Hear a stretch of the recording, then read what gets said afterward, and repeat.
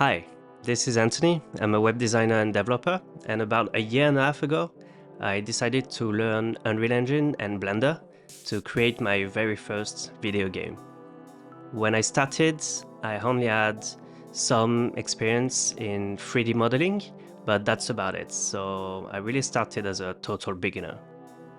Why did I pick Blender and Unreal Engine? So first, Blender, I picked it because it's free and it does everything I need in terms of 3D modeling.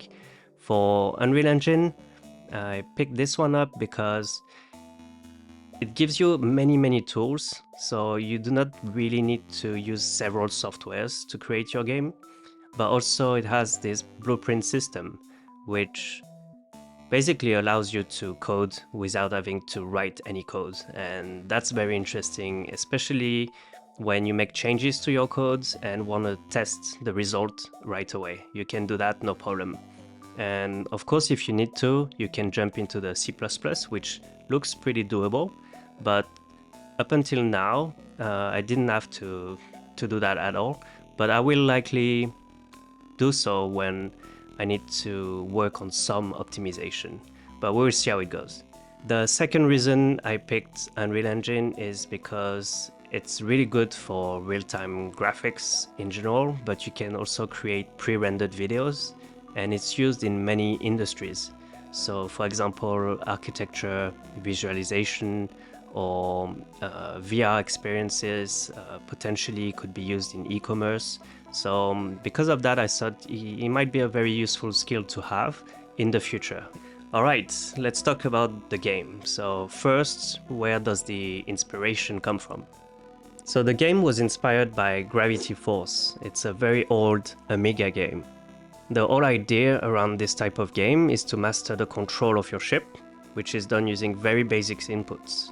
As the player, you can push your rocket ship forward and you can turn left or right. So it's very basic, but your rocket ship is affected by gravity, the weight of the ship, and other external forces. And the weight of the ship and gravity can change during the gameplay. So for example, when you carry an object or pass through a gravity field, the control feels different, so you must constantly adapt, and this makes controlling the ship a challenge in itself. In this game, you will acquire special abilities or upgrades, and you will be able to fine-tune your rocket ship to your playstyle. I'm adding a fuel consumption system, which means that you will use more or less fuel depending on your inputs, your setup, and which upgrade you're using. There will also be more parameters like the velocity, altitude, etc. to make the game more deep and interesting. And all the data will be shown in the UI, which is cool. I decided to go for a Metroidvania type of open world. This means that you will be free to go anywhere you like, but you will need to acquire a new ability or skills or just new knowledge before you can complete a puzzle, access some areas, or go through some of the paths that you discover while exploring. The controls are similar to a simulation game, so I guess I could say that I'm creating a Metroidvania simulation game where you must explore, solve puzzles, play with physics, and potentially fight.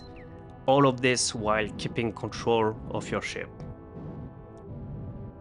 I've worked on the game for about a year now, but most of this time was spent on learning the software and working on many different prototypes. This is so that I could test different type of gameplay, rocket ship control. I spent a lot of time on that, and things like camera movements. There are so many things to think about and many ways to create one thing. So you kind of have to try all of those ideas before you know what works and what doesn't. The first prototype were all using a 3D environment with movement on all axes, so you could fly in every direction. Because I used to play Rocket League quite a lot, and because I spent a lot of time working and testing the prototypes, it was fairly easy and fun for me to play this way. But after letting a few friends and family try the game, I realized that it was way too hard for most people, so I decided to go for a 3D environment, but with 2D levels of freedom when it comes to the control of the ship. once I made this switch and tweaked the control and added abilities to help with the controls, I sent another demo and I received much better feedback, with everyone enjoying the game this time. So that's great, but I realized that I should have sent the demo much earlier. The game is still meant to be a little hard. You should die quite a lot, but it won't be like in Super Meat Boy where you die every few seconds or so. You will respawn very quickly and without any loading screen, but I'm not aiming for an extremely hard type of gameplay. I'm making sure that basically the game is fun to play. If you've played Rocket League or another similar type of game, then you will be able to control your ship right from the beginning, and the first hour or so of the game would be quite easy for you because most challenges will be built around teaching the player how to control the ship. You will go through difficult terrains and experience external forces such as the wind gusts, for example, or the waterfalls and the gravity field and a lot more. After the first phase, the game will become harder with enemies trying to shoot at you.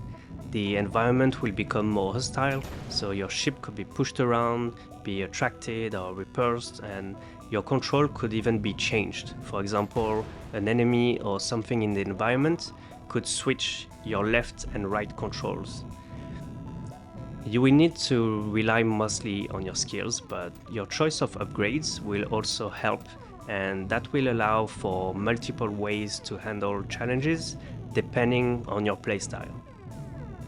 The interaction with the world and physics in general is one of the main focus for the game. I want to create a world that is as interactive as possible so that it sort of feels alive, and I want the player to be able to have fun playing with the physics of the game. So at the moment, there are water ponds and waterfalls that react to your ship, and I will add grass simulation. I have a rigid body simulation with objects that you can grab and drop and can push other elements. There are also skeletal meshes for things like the rope tool ability and the mushroom thingies that your ship can push and bounce on. For now, you can see the underground environment, but there will be more. For example, I'm planning on adding a rocky desert, so I could add sandstorms, etc. Alright, that's it for this video. Please do let me know what you think about the game so far. I would really appreciate any type of feedback that you may have. I want to share as much as possible of the development of the game and the things that I learned. So you will see quite a bit of footage taken directly from within Unreal Engine so that I could show you some of the tools I'm using, but also some of the code. And for the code, I might even share some of it as plugins so that you can download them and just use them, or use them as a way to learn. For example, I've got this rope tool system that I think is quite interesting. I've got this world building tool that is quite simple but very useful. And I spent a lot of time within the Chaos engine, which is the physics engine of Unreal Engine. So I think that I could share quite a lot of knowledge there. So we'll see how it goes. It would really depend on what you want out of these videos. So let's see what happens.